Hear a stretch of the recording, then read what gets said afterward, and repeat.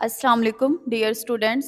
First year math. आज हम chapter number 8 start करेंगे। चैप्टर नंबर 8 का जो नेम है mathematical induction and binomial theorem. अब जो हम इसमें पहले सबसे डिस्कस करेंगे वो है मैथमेटिकल इंडक्शन।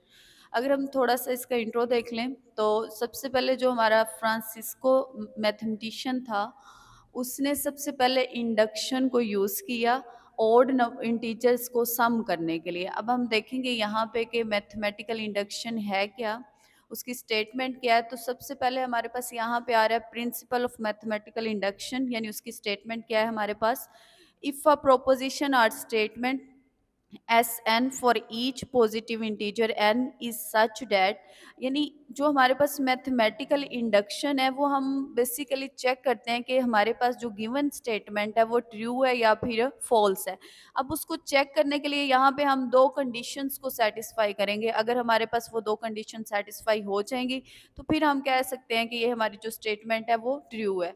अब फर्स्ट कंडीशन क्या है, चूंकि हम नंबर्स के सम को देख रहे हैं तो यहाँ पे फर्स्ट कंडीशन में ये है कि हम n को 1 यूज़ करेंगे।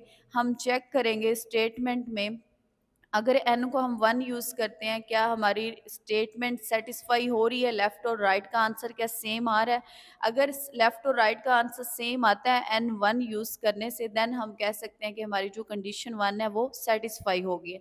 अब सेकंड कंडीशन में दो चीज़ें आती हैं। हम कहते हैं एस ऑफ के plus 1 is true when ever S के इज ट्रू, यानी एस ऑफ के प्लस 1 तब ट्रू होगा जब आपके पास एस ऑफ के ट्रू होगा। यानी अगर आप एन की जगह पे के यूज करें, अगर ये वाली सेटिस्फाई करेगी तो देन हम कह सकते हैं कि जो एस है वो, जो हमारी स्टेटमेंट है वो के प्लस 1 इंटीजर्स के लिए भी सेटिस्फाई हो रही है। Is true for any positive integer के। तो यानी अगर हमारे पास ये दोनों कंडीशन सेटिस्फाई होंगी तो फिर हम कह सकते हैं कि जो हमारी स्टेटमेंट है S n is true for all positive integer. जितने भी हमारे पास पॉजिटिव इंटीजर्स हैं उन तमाम के लिए जो हमारी गिवन स्टेटमेंट है वो ट्रू होगी, अगर ये दोनों कंडीशन जो है हमारे पास सेटिस्फाई होंगी। अब हमारी नेक्स्ट एक्सरसाइज है। अब इस एक्सरसाइज में हम मैथमेटिकल इंडक्शन को यूज़ करते हुए ही स्टेटमेंट को प्रूव करेंगे कि क्या हमारे पास स्टेटमेंट, जो गिवन स्टेटमेंट है पॉजिटिव इंटीजर n के लिए सेटिस्फाई कर रही है या नहीं कर रही। तो यहाँ पे फर्स्ट क्वेश्चन है जिसमें use mathematical induction prove to prove that for any positive integer n, यानी कोई भी n पॉजिटिव इंटीजर है तो उसके लिए हम प्रूव करेंगे कि ये जो लेफ्ट साइड का जो सम है वो राइट साइड के इक्वल आता है। अब देखिए n हमें नहीं पता कितना, लेकिन इतना बता दिया कि पॉजिटिव इंटीजर और इंटीजर जो है वो इनफाइनाइट सेट है, तो इनफाइनाइट मैनी कैलकुलेशंस होगी जो हम नहीं इजीली कर सकते। तो इसीलिए हम मैथमेटिकल इंडक्शन को यूज़ करते हैं जिसमें हम जस्ट दो कंडीशंस को सेटिस्फाई करेंगे तो हम कह सकते हैं कि ये तमाम पॉजिटिव इंटीजर्स के लिए सेटिस्फाई हो रही हैं। अब सबसे पहले हमें इस स्टेटमेंट को नाम देना पड़ेगा। हम लेट कर लेंगे कि ये हमारे पास कोई स्टेटमेंट है एस एन, जिसमें हम एन को वेरी करेंगे। तो सबसे पहला स्टेप यही है कि हम स्टेटमेंट, गिवन स्टेटमेंट को नाम दे देंगे एस एन का। उसके बाद हमने फर्स्ट कंडीशन लगानी है। तो फर्स्ट कंडीशन ये है कि हमने एन 1 के लिए इसको सेटिस्फाई करना है कि एन को अगर हम 1 लेते हैं तो क्या लेफ्ट और राइट साइड का आंसर सेम आता है या नहीं आता। एन 1 का मतलब है जस्ट पहली टर्म, लेफ्ट साइड पे जस्ट फर्स्ट टर्म। तो आपने लेफ्ट साइड में सिर्फ पहली टर्म ले लेनी है, वो जो भी आपके पास हो। और लेफ्ट साइड में फर्स्ट टर्म की बात हो रही है तो राइट साइड में जो भी आपके पास nth टर्म आ रही है, आप राइट साइड में n की जगह पे 1 यूज करेंगे और चेक करेंगे क्या लेफ्ट और राइट का आंसर सेम आता है या नहीं आता। एन अगर 1 होगा तो हम लेफ्ट साइड पे फर्स्ट टर्म लेते हैं, एन अगर 2 होता है तो हम पहले 2 टर्म्स ले लेते हैं, 3 होता है पहले 3 टर्म्स। लेकिन हम जस्ट कंडीशन जो है हमारी वो n इज इक्वल टू 1 के लिए है, तो इसलिए हम लेफ्ट साइड से जस्ट फर्स्ट टर्म लेंगे और राइट साइड के इक्वल उसको हम प्रूव करेंगे। तो यहाँ देखिए अगर हमने लेफ्ट साइड से फर्स्ट टर्म ली, राइट साइड पे हमने n की जगह पे 1 यूज़ किया, तो लेफ्ट और राइट दोनों सेम आ रहे हैं। तो यहाँ से हम कह सकते हैं कि जो हमारी फर्स्ट कंडीशन है जिसमें हमने n को 1 यूज़ किया है वो सेटिस्फाई हो रही है, क्योंकि लेफ्ट और राइट का आंसर जो है हमारे पास वो सेम आ रहा है।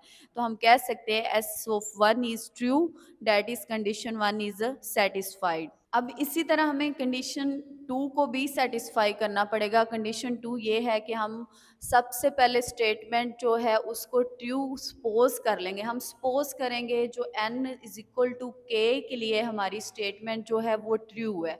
ये हमने खुद से सपोज करना है। हमने जो सपोज किया उससे हम प्रूफ करेंगे कि जो हमारी गिवन स्टेटमेंट है वो n इज इक्वल टू के प्लस वन के लिए भी ट्रू है। यानी हमने n इज इक्वल टू के लिए लेट कर लिया है, सपोज कर लिया है, और n इज इक्वल टू के प्लस वन के लिए हम प्रूफ करेंगे, शो करेंगे। तो n इज इक्वल टू के वाली कंडीशन को इस्तेमाल करते हुए हम n इज इक्वल टू के प्लस वन को सेटिस्फाई करेंगे। तो अगर हम ये सेटिस्फाई करवा लेते हैं कि n इज इक्वल टू के को सपोज किया, उससे हमने प्रूफ कर दिया n इज इक्वल टू के प्लस वन, देन हम कह सकते हैं कि हमारी जो सेकंड कंडीशन है वो भी सेटिस्फाई होगी है। तो सबसे पहले तो हमें चेक करना होगा कि जब n की जगह पे k यूज करेंगे तो हमारी स्टेटमेंट क्या बनती है।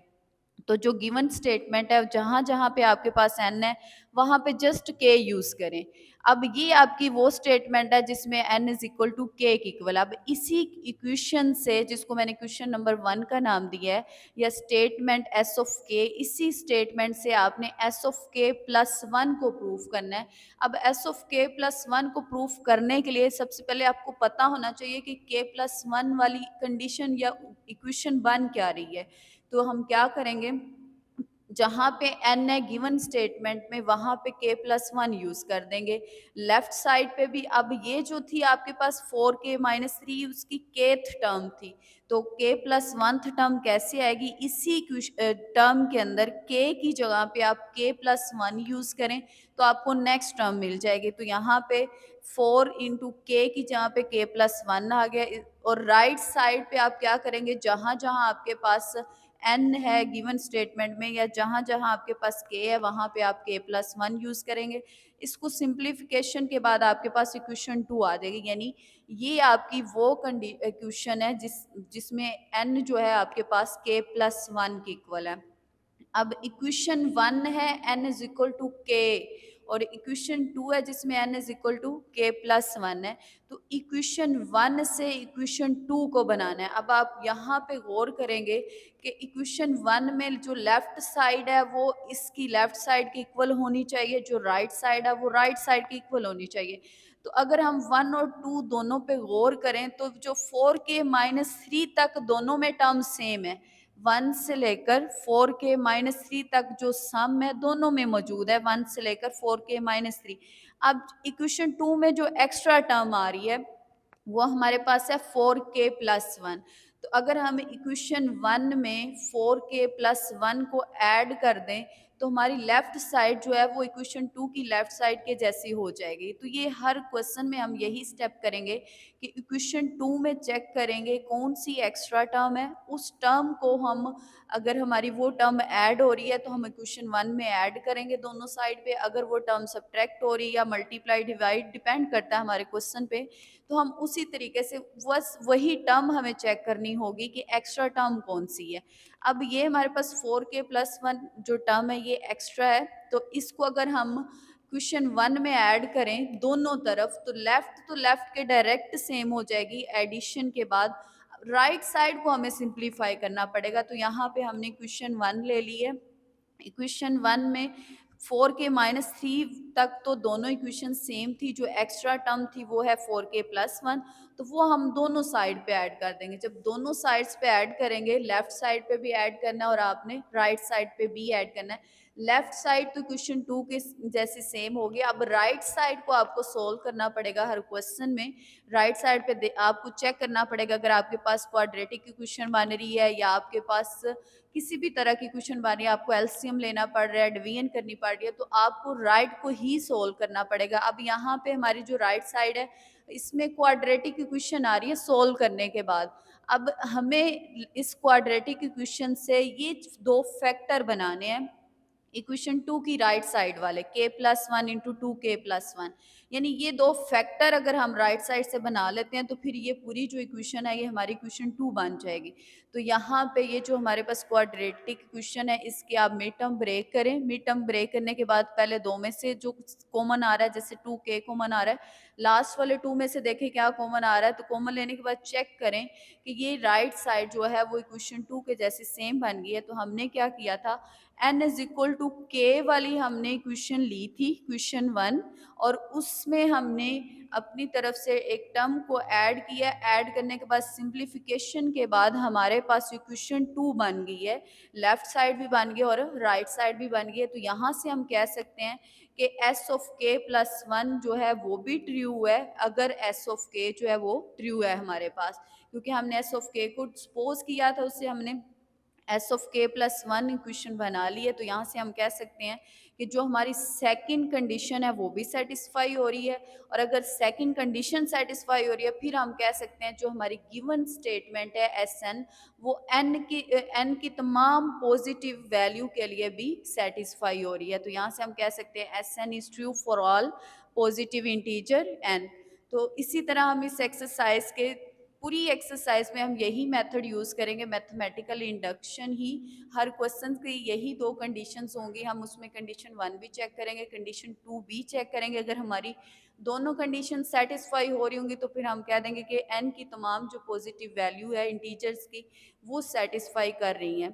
तो आज के लिए ये इतना ही काफ़ी है। Thank you so much, wish you all the best.